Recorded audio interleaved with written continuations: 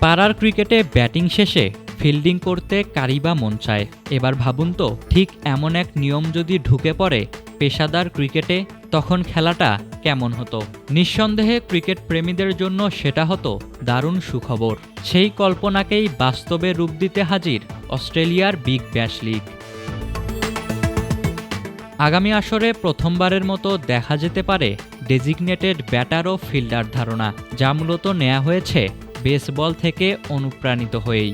যদিও এই নিয়ম নিয়ে ক্রিকেট অস্ট্রেলিয়ার অন্দরমহলে আলোচনা চলছিল দীর্ঘদিন ধরেই, অবশেষে সেটি বাস্তবে রূপ নিতে চলেছে।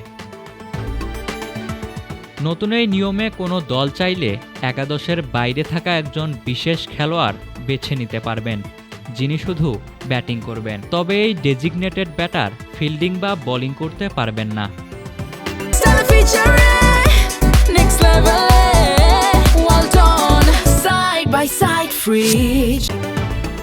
আর যদি এই নিয়ম বেছে নেওয়া হয়, তাহলে তাদের একাদশের বাইরে থাকা একজন ফিল্ডারের নামও দিতে হবে। সেই খেলোয়াড় বোলিং করতে পারবেন না, তবে কিপিং করতে পারবেন। কিন্তু এই বিষয়টি বাধ্যতামূলক নয়। কোনো দল যদি এই নিয়মে না যেতে চায়, তারা আগের মতোই প্রচলিত একাদশ নিয়েই মাঠে খেলতে পারবেন।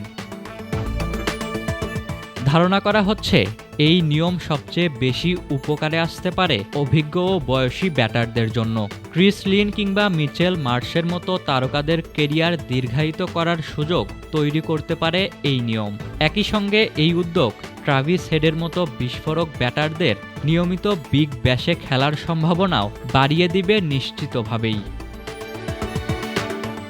নতুন নিয়মের পক্ষে শক্ত যুক্তি দিয়েছেন অস্ট্রেলিয়ার বিশ্বকাপজয়ী অধিনায়ক রিকি পন্টিং। তার মতে, এতে একদিকে যেমন তরুণ খেলোয়াড়দের ফিল্ডিং দক্ষতা বাড়ানোর সুযোগ তৈরি হবে, অন্যদিকে অভিজ্ঞ ও তারকা ব্যাটারদের লিগে ধরে রাখাও সহজ হবে। বিগ ব্যাশের এই নিয়মের সাথে ভারতের আইপিএলের ইম্প্যাক্ট প্লেয়ার নিয়মের সঙ্গে মিল আছে। আইপিএলে ম্যাচ চলাকালীন একাদশের একজন খেলোয়াড়কে বদল করার সুযোগ থাকে, যেখানে বদলি খেলোয়াড় ব্যাটিং ও বোলিং দুটিই করতে পারেন।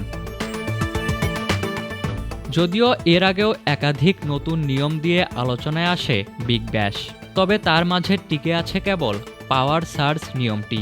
প্রশ্ন এখন একটাই, এই নতুন নিয়ম কি বদলে দেবে টি-20 ক্রিকেটের ভবিষ্যৎ, নাকি এটিও একসময় হারিয়ে যাবে পরীক্ষামূলক নিয়মের তালিকায়?